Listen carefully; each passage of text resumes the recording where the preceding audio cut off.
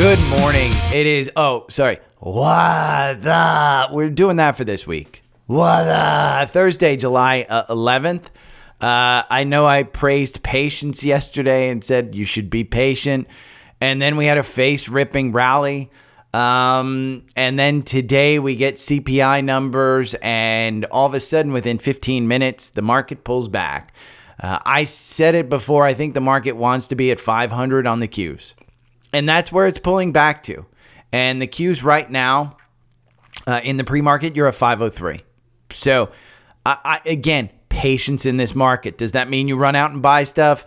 I don't know. I bought a good mid-five-figure amount of NVDA yesterday. We'll kind of go over that. We'll go over the Delta and Pepsi earnings, which I called out in the newsletter.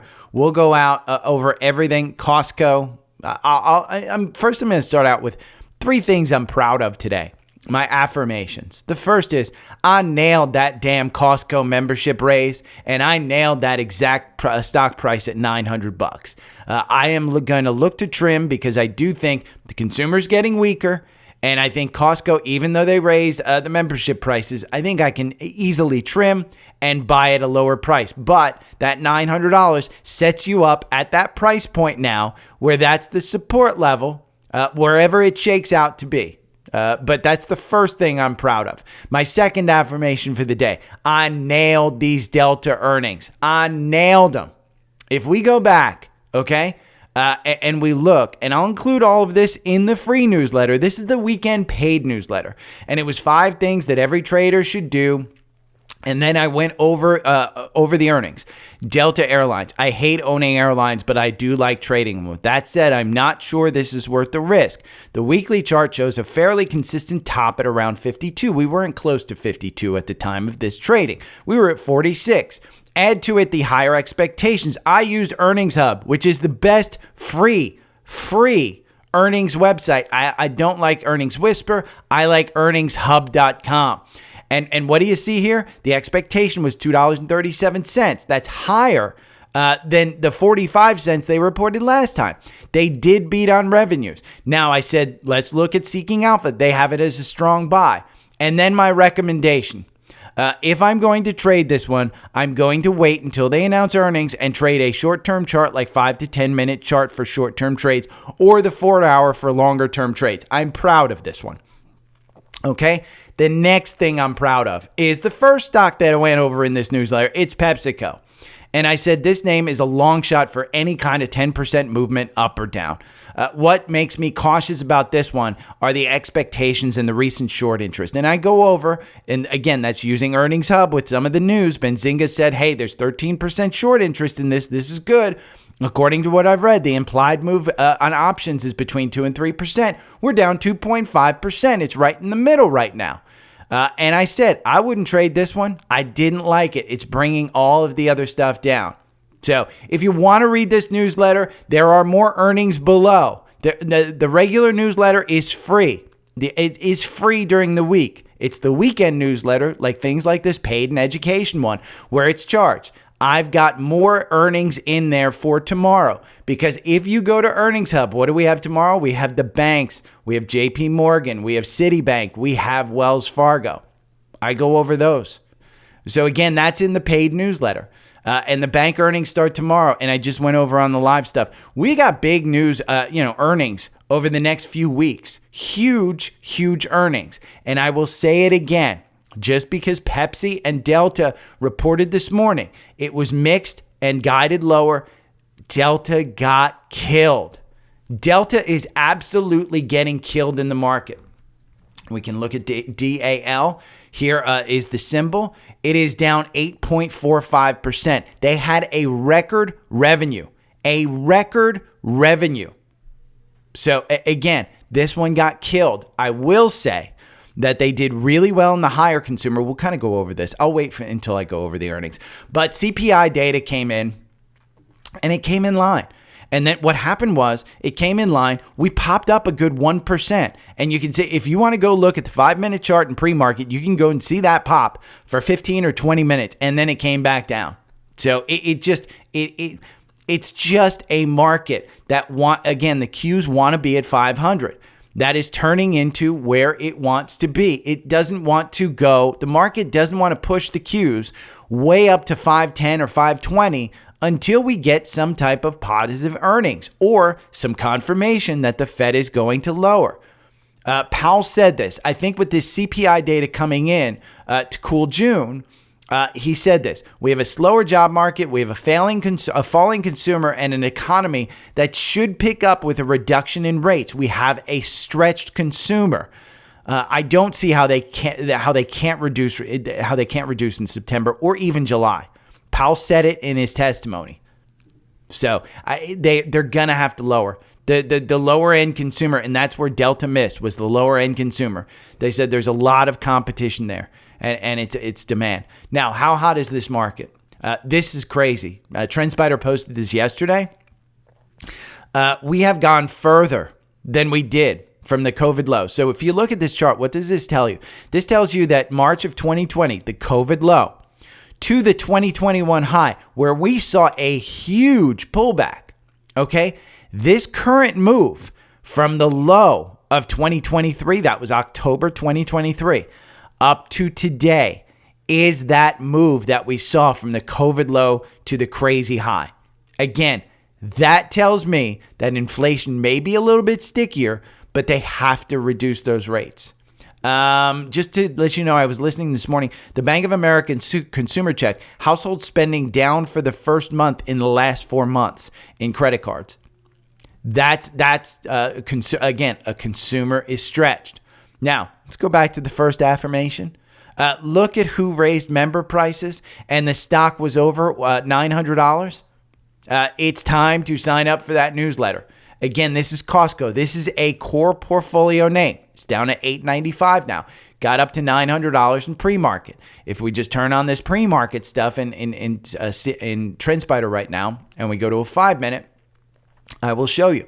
Look, I mean, this was when they announced it. That candle goes to $926. Since then, you haven't had confirmation. You haven't had strength. You've had weakness in this stock.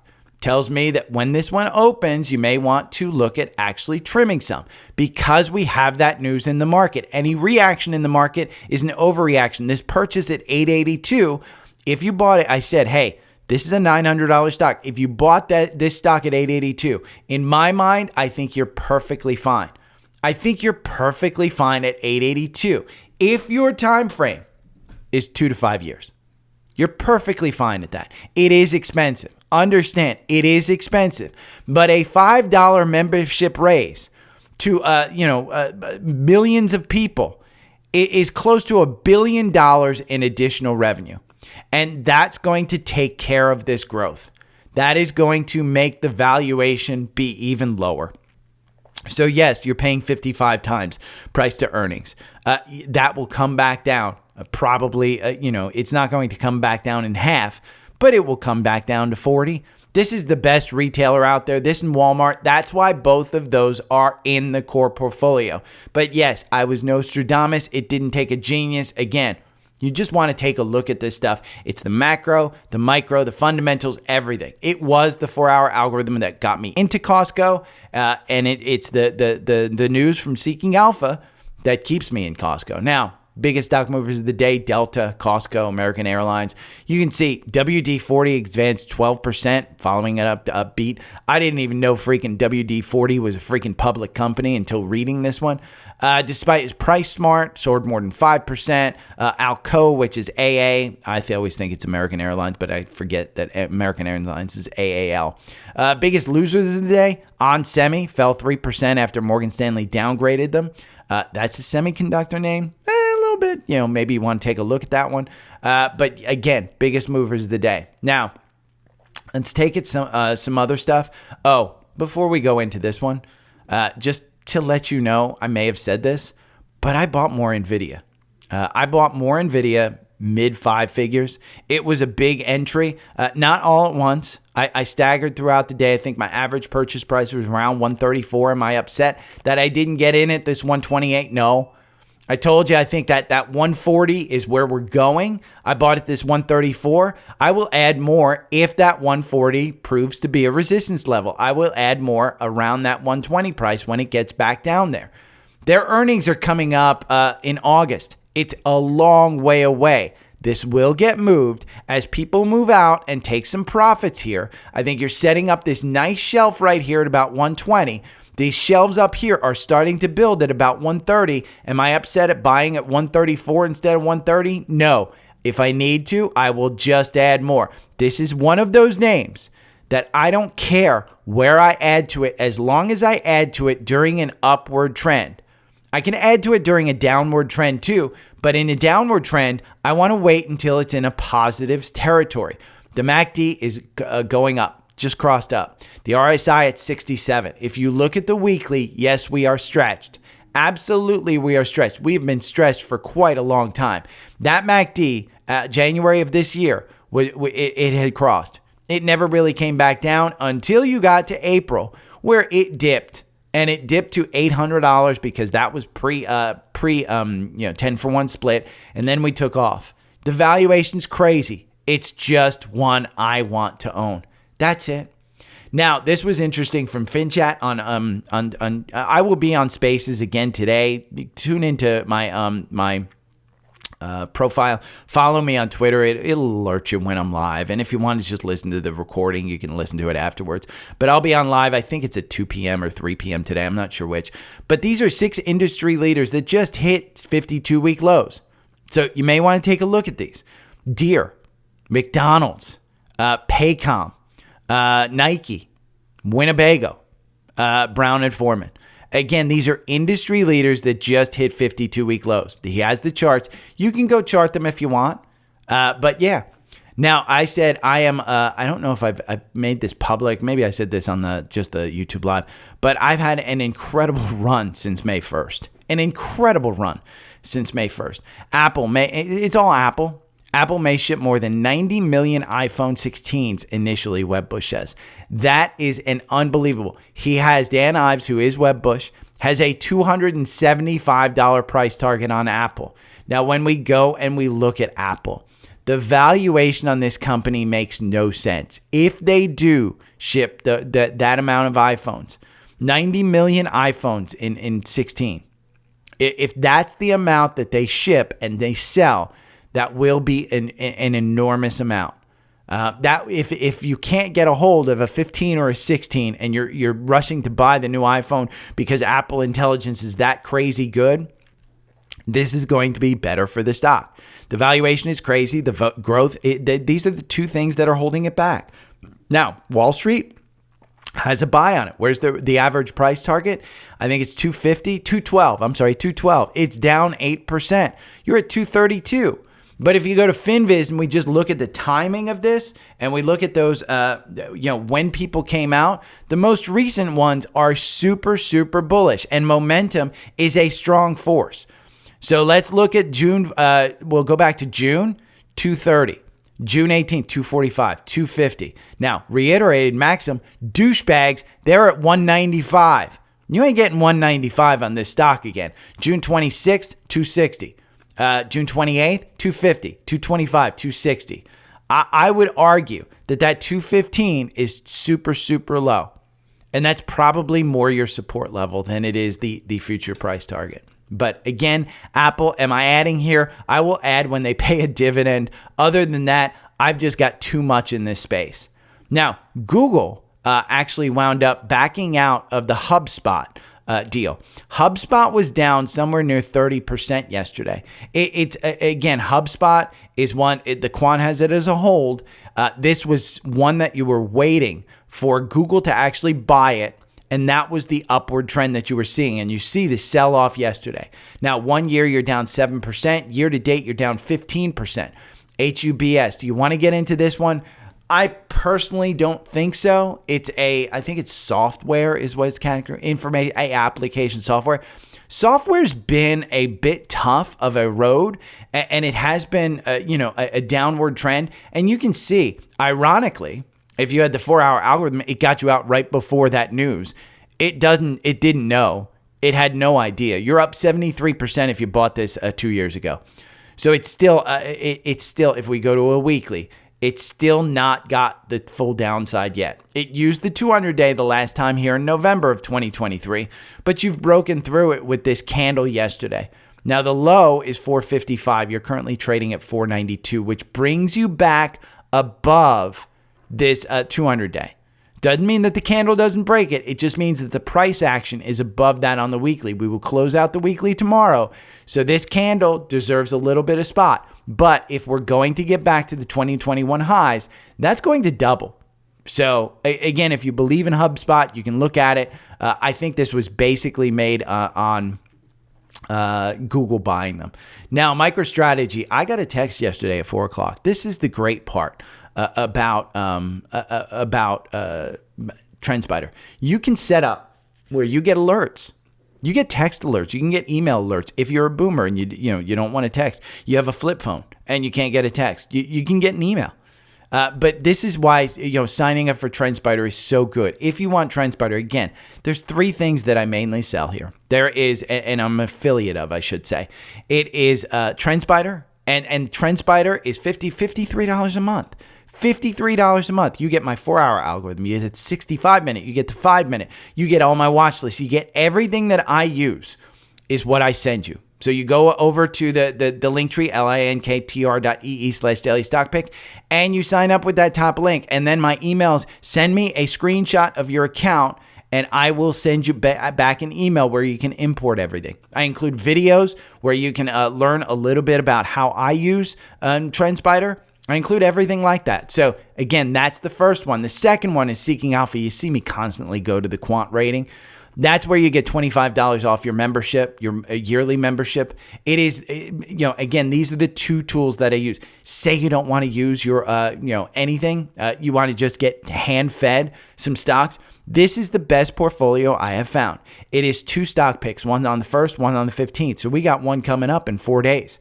Look at the performance, 122% versus the S&P at 35%. It gives you 2 names. They tell you when to sell. If you want to see when to sell, what a sell actually looks like, then you can go back and I think I put this on Monday. I put an example in the newsletter of when they tell you to sell, and they tell you to sell. So those are the 3 things that I sell. But MicroStrategy, I got a text yesterday. It said buy at 1308. So let's go see MicroStrategy, because again, I use Seeking Alpha, and boom, I get an alert because MicroStrategy is on my watch list in one of my portfolios. MicroStrategy gets a 10-for-1 stock split. That was at 8 o'clock this morning.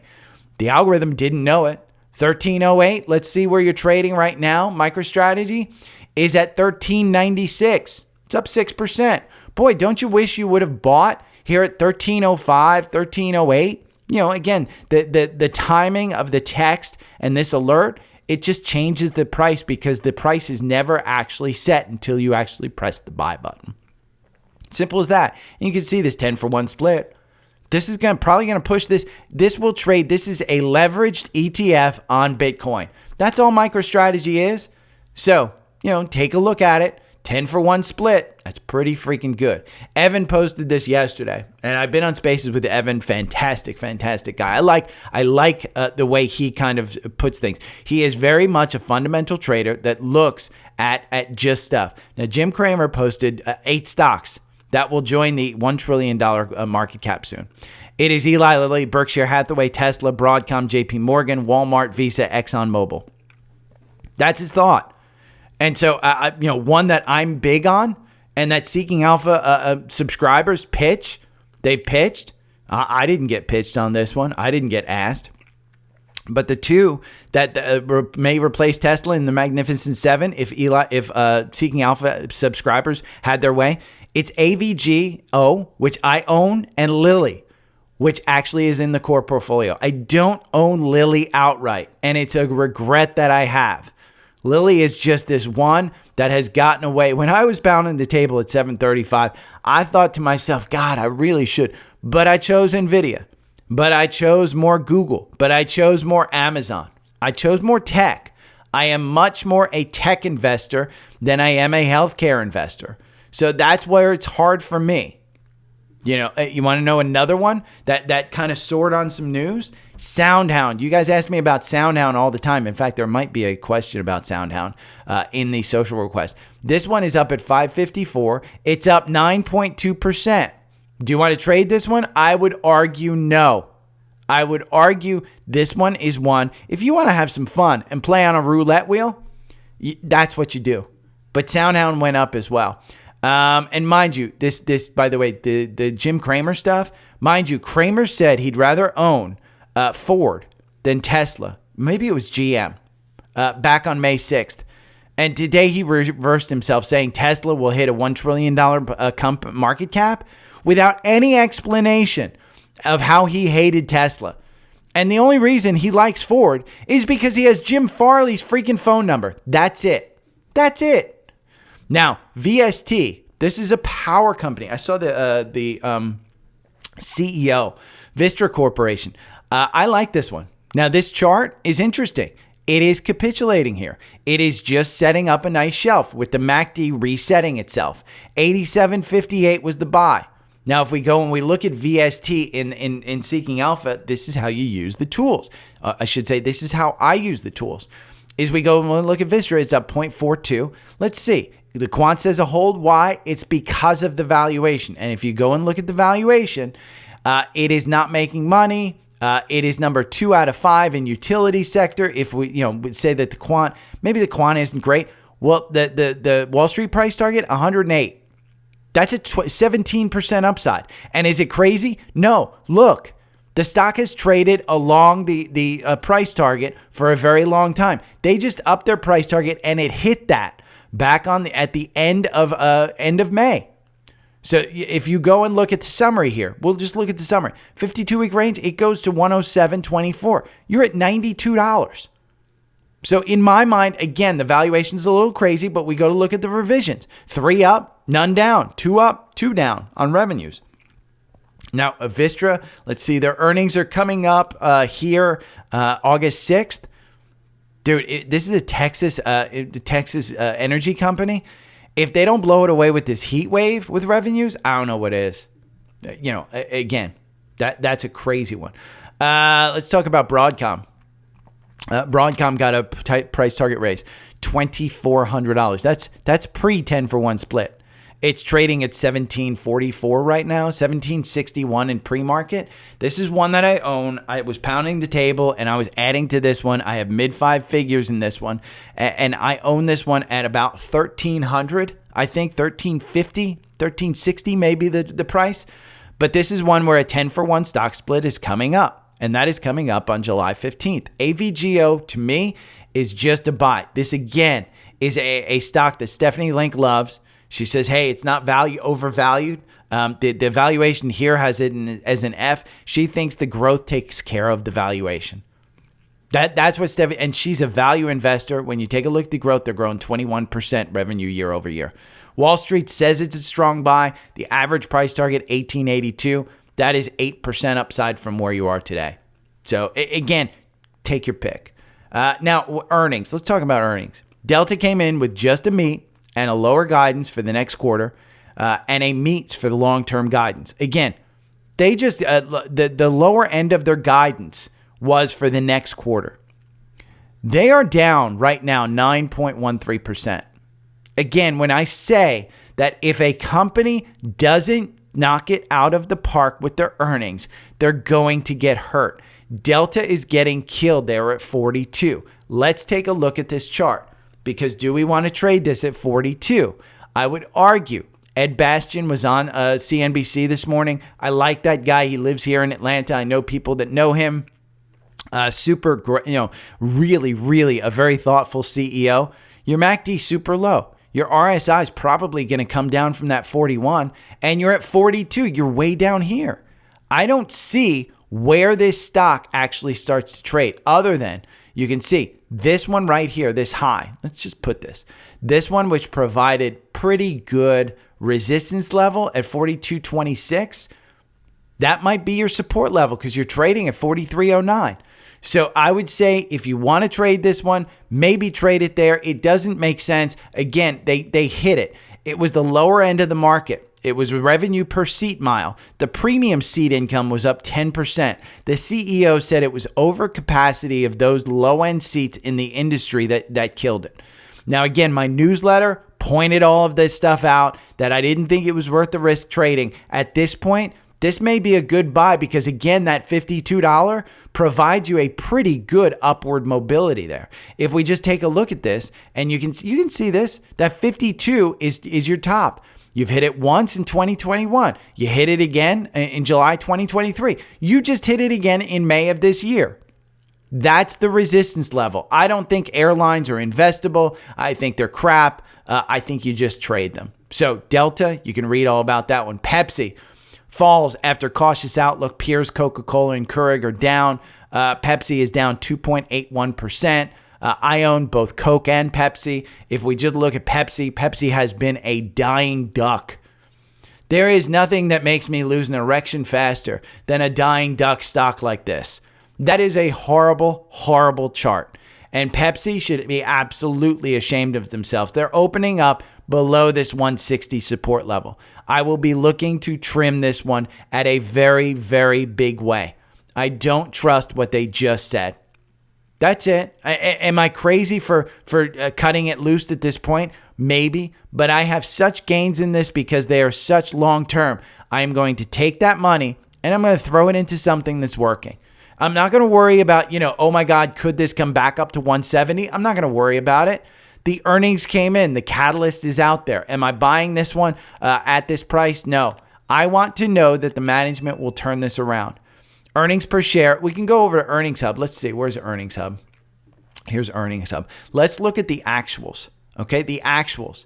Expected $2.16. They beat earnings per share by 5.56. They missed on revenue. And again, it's a bad guidance. That's it. They're down, 3.5% at open.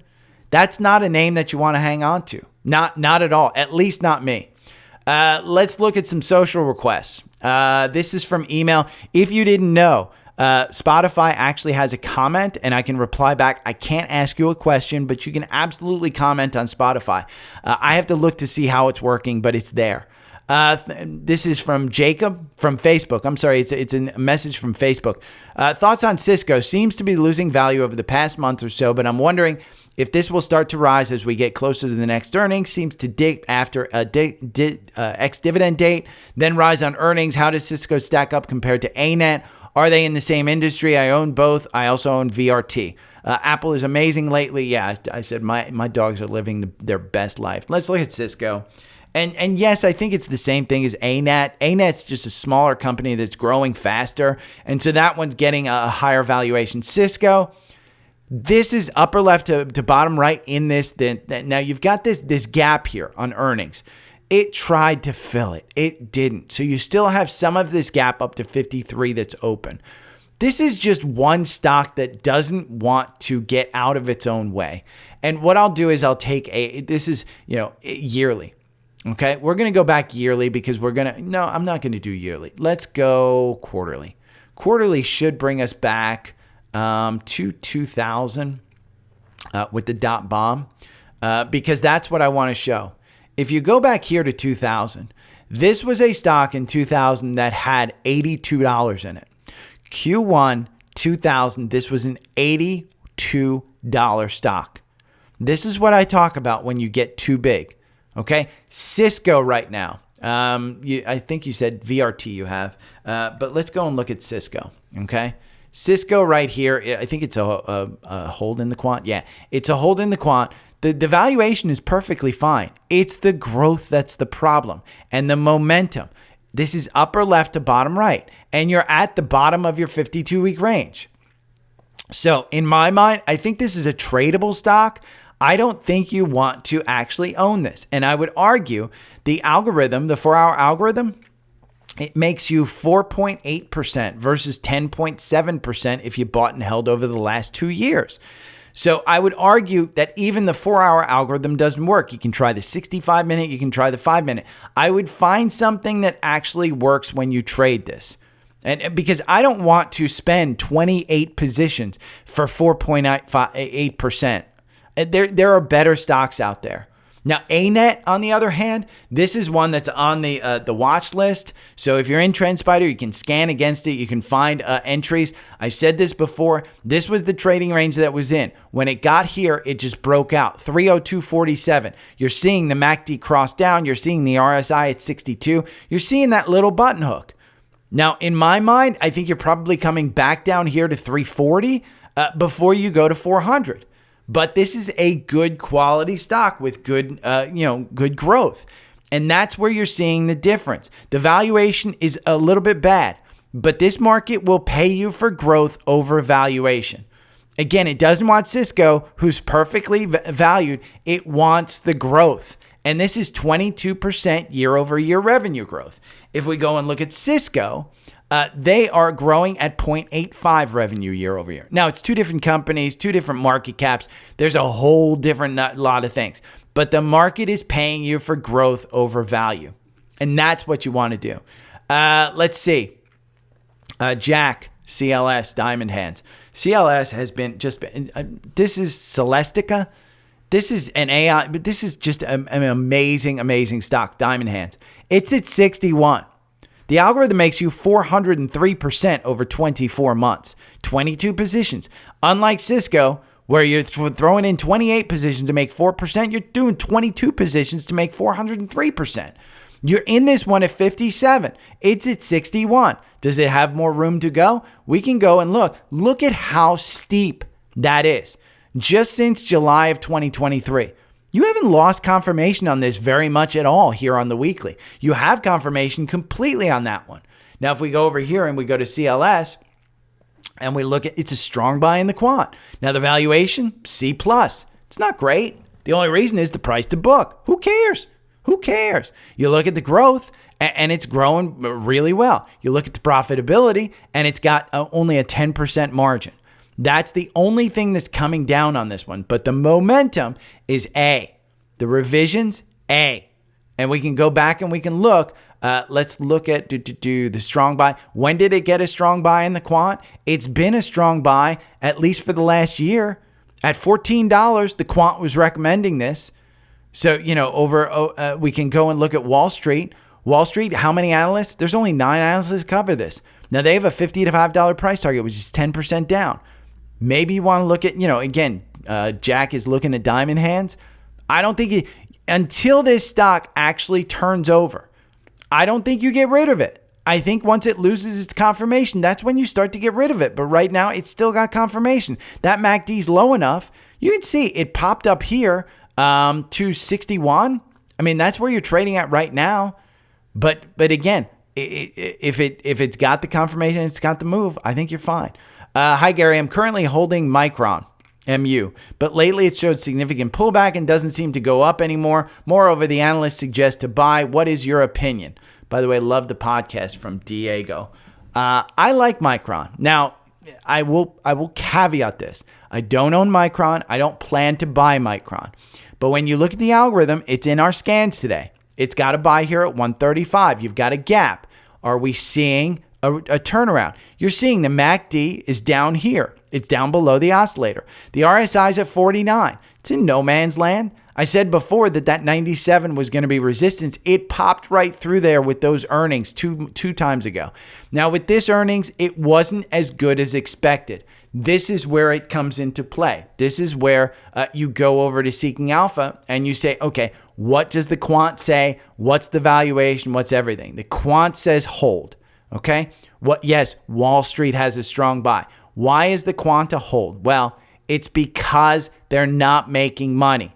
And that's the problem that you have with this company is the profitability. It's an 11% gross profit margin. They don't seem to have pricing power. And so, yes, Wall Street is saying it's a strong buy. That's based on demand. Now, it's a 19% upside. So Wall Street, there's 37 analysts. 25 have a strong buy. At some point in time, this one turns around. At some point in time, the quant, in fact, just has you as it says, there's the Wall Street analyst, but the quant, if we look at it, it's had it as a hold for a long time. So this has been a hold, but and remember what the quant is. It's just like an algorithm. It takes the input and puts it into some type of calculation and says, okay, that's here's your score, and you can see 3.49. It's come up from 3.48. This has been 3.48, 3.49 for quite a long time, and it's moving better. So do you want to buy this one? I'd say you have to know more about the business than I actually know. This is semiconductors. It's not something that I'm super knowledgeable about the specific ones that they do. But I hear the same thing you do, Diego, is that, hey, this is one to buy. Am I buying it? No. And I'll put that up there. I would much rather have NVIDIA than Micron. And that's just, hey, if I'm going to look at semis and I don't know exactly what they do, then I'm probably not going to buy them. But I can't argue that you're seeing the same mixed message that I am. If you want to listen to the algorithm makes you 68% versus 159% with just buy and hold.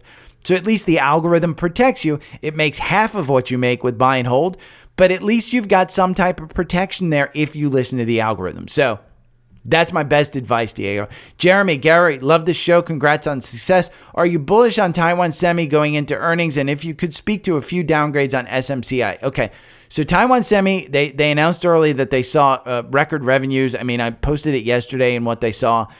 I'm bullish on this one. Now, Taiwan Semi from a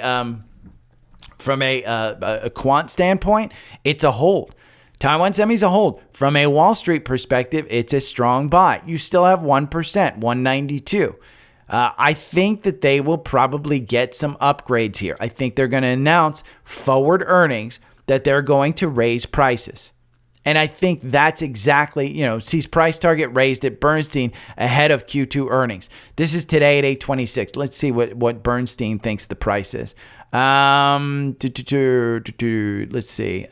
This is all about, on first 6 months. I can't do the trend, but take a look at this article. In Seeking Alpha, Taiwan Semi sees price target raised at Bernstein. If we go and look at the Wall Street price target, it's only 1% above. But again, I would argue that I'm still bullish on it. Am I going out and buying it, Jeremy? No. SMCI, same kind of thing. The one thing that I have to worry about SMCI, we can look at this one. The valuation's a D, the profitability is D+. That profitability is the problem. It's this 15% margin. And that's the problem because the sector's at 49%. And that if they are in a pricing war with Dell and HPQ, this stock will get hurt. It's still a strong buy in the quant.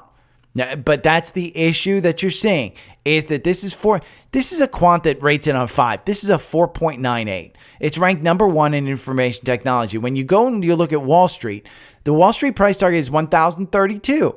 You're going to see volatility around this. They are going to spend more money. SMCI, I still say that's a $1,200 stock in the push of some type of catalyst. We haven't had a catalyst. Their last earnings were just okay. Nothing spectacular. I think they even diluted, if I'm not mistaken, where they took more money on a bond basis or something. But again, you've got to understand that in my mind, I think this one's going up. I don't listen to a lot of the analysts that say, "Oh my God, it's going down." I like this quant rating. It's a strong buy. Everybody says on Wall Street it's a buy. I will wait if for some reason they get killed on the valuation and look at the PEG ratio, 0.79. If they continue to grow like they've been growing, again, you look at this growth, and that's 79% year over year.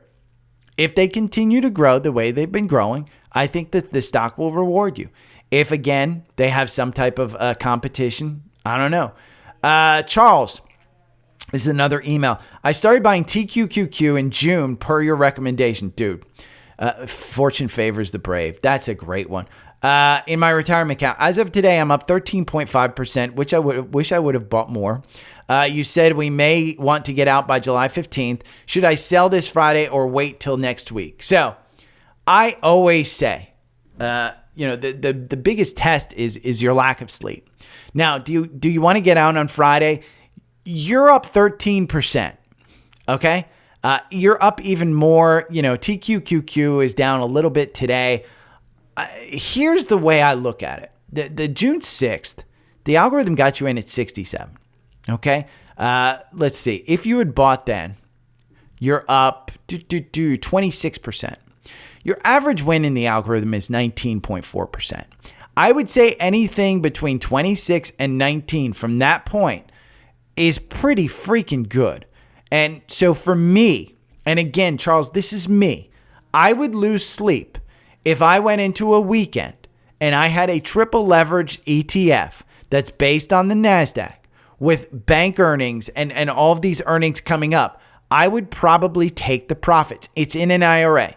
You can always buy back on Monday. You may miss some of the move, but you can always buy back in on Monday. The psychology is super tough, but the reality is, look at this. On the 4-hour, that MACD is way up.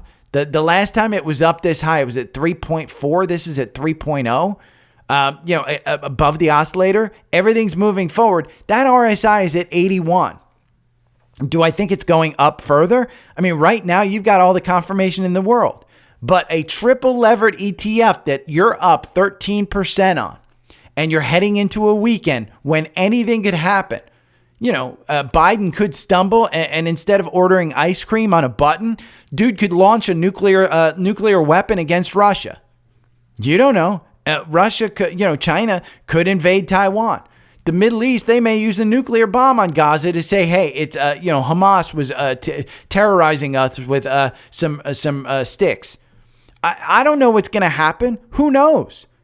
The reality of the situation is, for me, a triple levered ETF is not one that I'm comfortable holding over the weekend. So should you sell this Friday? It's completely personal.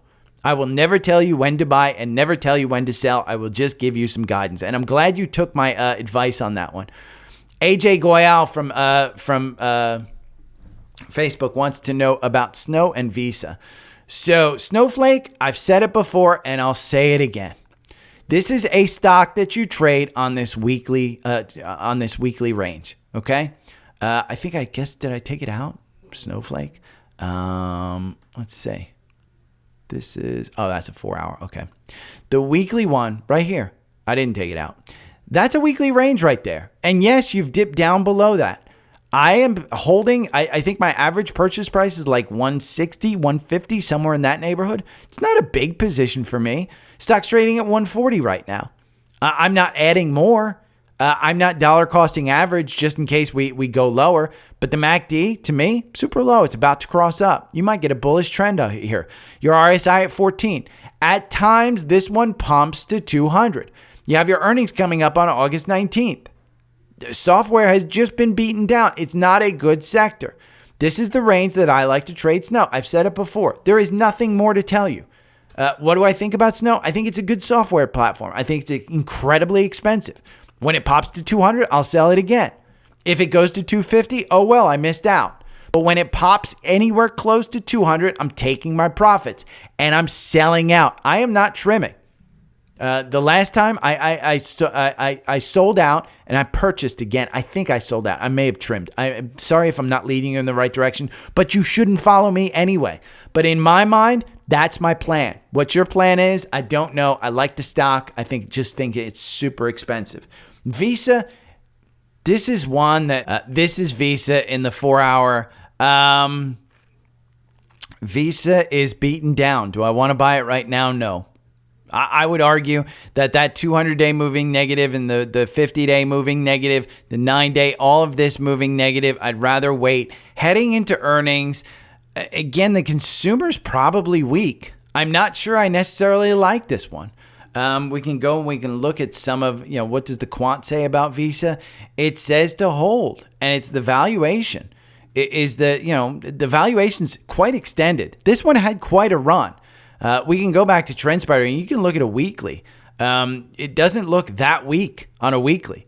Do you have more room to go down? Absolutely. I would say that 250 is probably a pretty good support level. Look at the volume level. From 243 to 260, 268, 270, you don't have a lot of volume being bought there. So I would absolutely not be buying Visa. And probably wait for the earnings to come in and then just kind of look at it. So there's that one. My apologies about crashing so late into the podcast, but the scans, I will put them in the newsletter. Ironically, and I'll tell you, I would not be buying this one, but ironically, Pepsi gave us a buy. Pepsi gave us a buy on the 4-hour algorithm. And it's an entry at 163. You're trading at 160. I would not be buying. This is how I use this algorithm. I would be looking at this one and I would be saying, I don't have confirmation. I just don't. I don't have confirmation. Do I have more room to go to the downside? Yes. Yes. This one right back here in October 2023 at the lows, the low was 155. That, and then you look at these lows, the low is 153. The low is 154. So that 150 level is a key support level. If you break down to it, you're probably breaking down to I would say this high, December 2020, which is 147. I mean, this is a stock that just guided lower and missed. I don't like it. Again, it's a bad stock. Booking Holdings, BKNG. This is one that I think I may have mentioned that it's a long-term buy. I think we've broken out of this 3918. They're gonna announce a split. They're gonna announce a split. I mean, just be honest. They're seeing what's happening with split. They're gonna announce a split at some point in time. This company is gonna announce a split. They're gonna get with it. But again, I think that 3,900 kind of provides you a pretty good support level. If you break down below that, you're at 38.15.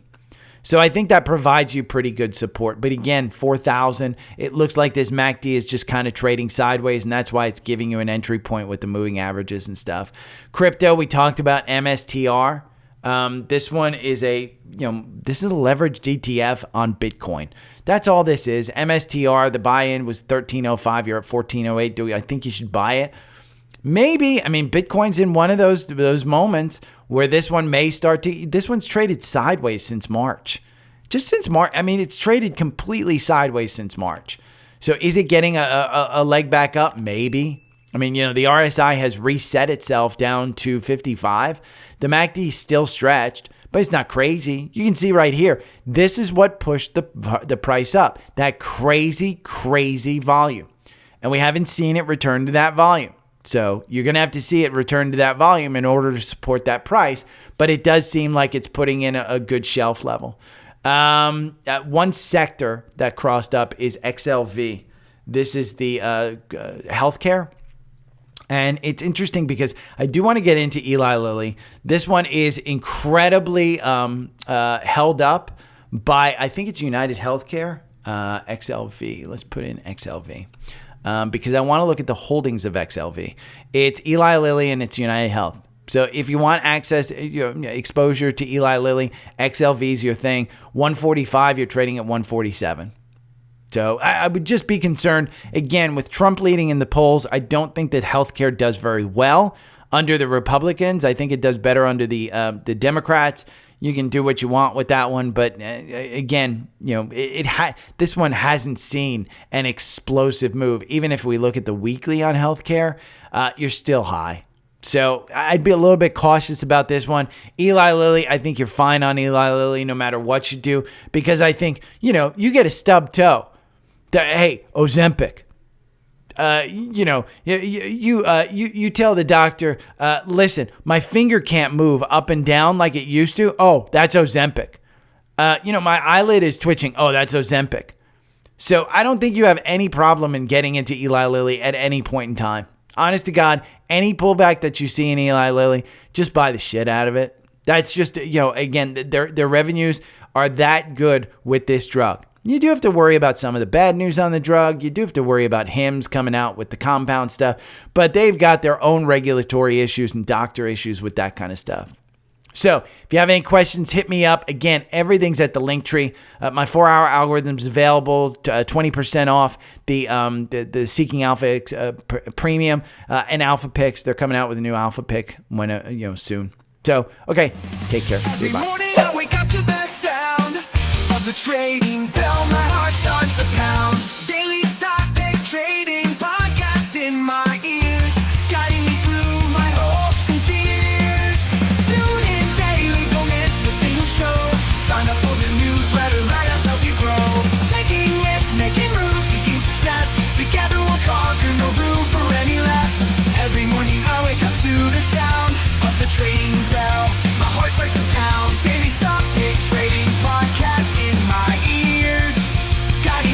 hopes and fears. Tune in daily, don't